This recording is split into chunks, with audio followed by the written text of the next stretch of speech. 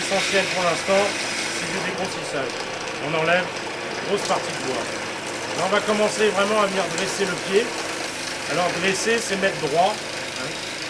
Et quand on parle de dresser aussi, c'est pour arriver à la finition de la pièce. Donc suivant l'angle qu'on donne à un outil, on a une plus ou moins bonne finition du bois. Donc là, effectivement, on voit les copeaux très fins qui sortent. On vient travailler avec le côté du tranchant de l'outil, vraiment venir dérouler le bois sur le côté du tranchant. Et on garde le dos du tranchant en contact avec le bois, ce qu'on appelle le talonnage.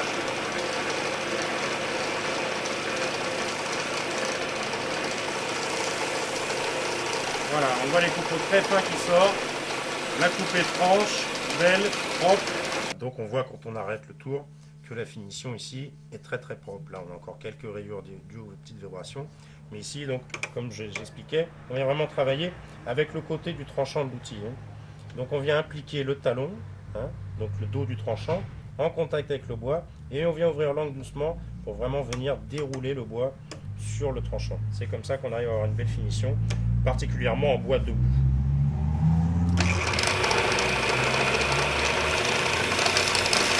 Et on travaille dans ce cas-là légèrement sous l'axe de la pièce.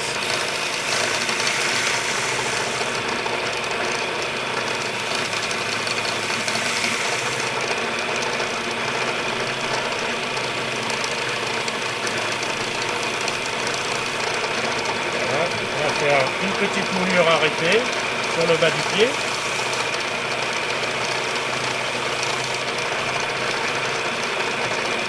Et maintenant, on va commencer vraiment l'affinage du pied.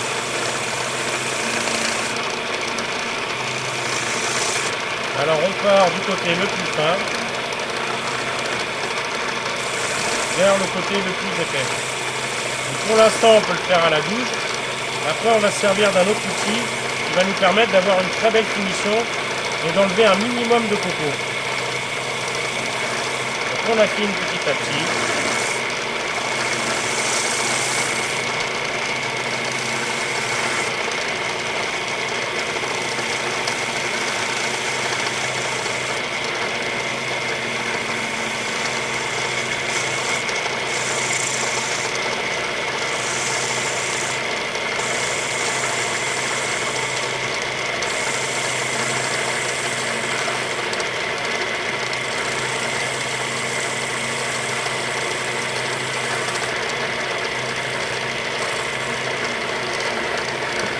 Commencer à servir d'un autre outil qu'on appelle la plane, qui permet de venir travailler au-dessus de l'axe et de venir dérouler le bois sur un tranchant.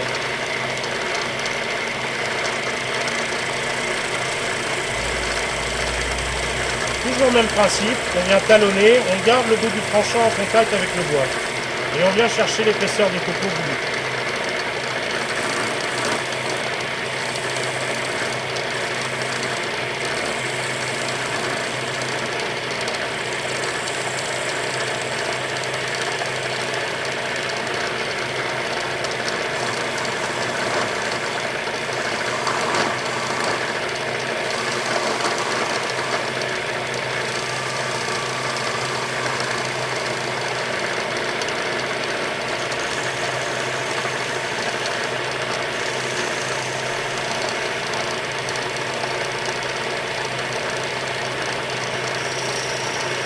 On affine tout doucement.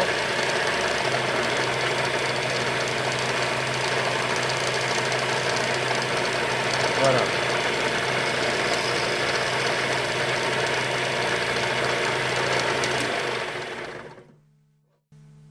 On a laissé une petite décoration ici.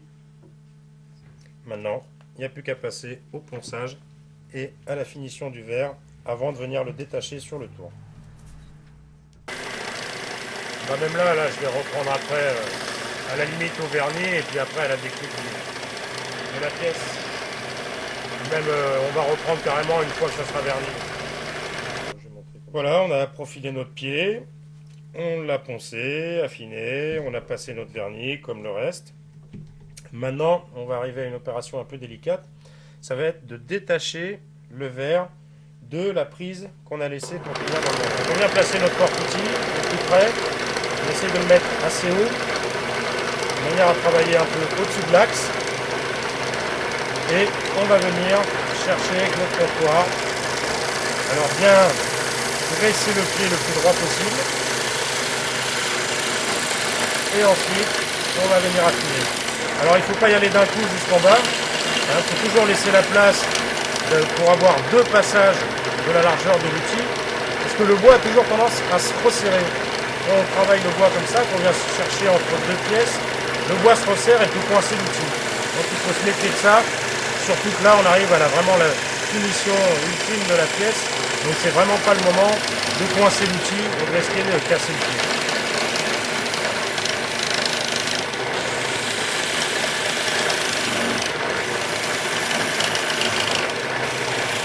Donc, un coup à droite, un coup à gauche, on vient faire notre passage d'outil, on réduit petit à petit, de plus en plus, on baisse l'outil au fur et à mesure qu'on se rapproche du centre de l'axe. Et là, on va venir affiner de plus en plus. On fait bien attention, il faut y aller tout doucement. Là, je suis aussi gros qu'une allumette, 2 fois moins le diamètre du pied.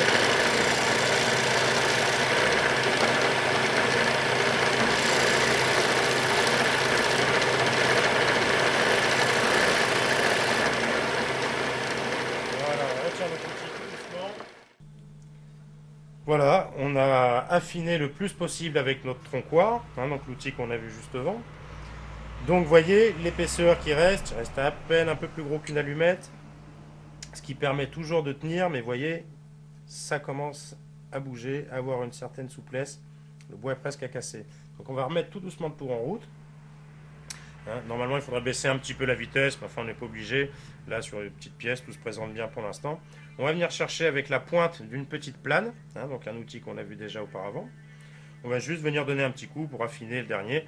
Alors là, il faut faire attention, il faut travailler avec les deux mains. Il faut tenir l'outil de la main gauche, venir tenir la pièce de la main droite, de manière à ce que quand ça vienne se couper, que la pièce ne saute pas n'importe où et qu'on risque de la retrouver en morceaux sur quelques secondes. Donc on vient tenir notre pièce. On va tout doucement pour faire attention de ne pas accrocher l'outil dans les morts du membrin, dans les mâchoires en fer. On vient couper tout doucement. Voilà, notre pièce est détachée. On arrête le tour, on ne bouge pas, on attend bien que la machine s'arrête. On recule notre contrepointe. Et voilà, notre pièce est terminée.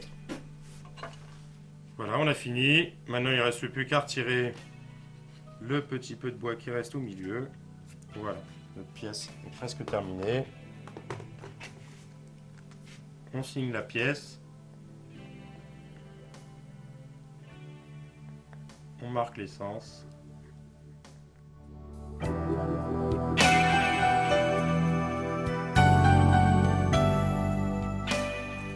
Voilà, une fois que c'est signé, notre pièce peut rejoindre les autres sur l'étagère.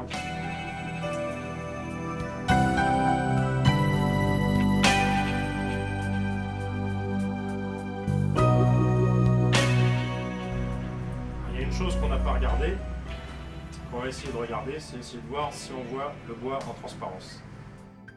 On parlait de transparence de la pièce et de l'intérêt de travailler du bois vert. Justement pour garder une certaine souplesse, pouvoir travailler en finesse. Alors quel est le but de travailler en finesse? C'est pas de faire des pièces qui font que quelques grammes. Ça n'a aucun intérêt, surtout que c'est des pièces souvent qui sont fragiles. L'intérêt, c'est de trouver la transparence du bois, de travailler assez fin pour voir la lumière à travers. Donc on va faire ce test tout simplement. On peut le faire lorsqu'on travaille sur le tour en gardant une lampe juste à côté et travailler vraiment en affinant petit à petit la pièce. Moi, j'ai pas travaillé comme ça sur cet exemple parce que j'ai un peu l'habitude et je sais que le buis a une bonne transparence, surtout quand on y passe l'huile à vernir que j'ai passée avant l'utilisation du tampon. Donc, on va vérifier et on voit bien effectivement que la lumière arrive à transpercer le bois et à donner vraiment un effet très très décoratif sur la pièce. Voilà le but de travailler des pièces fines.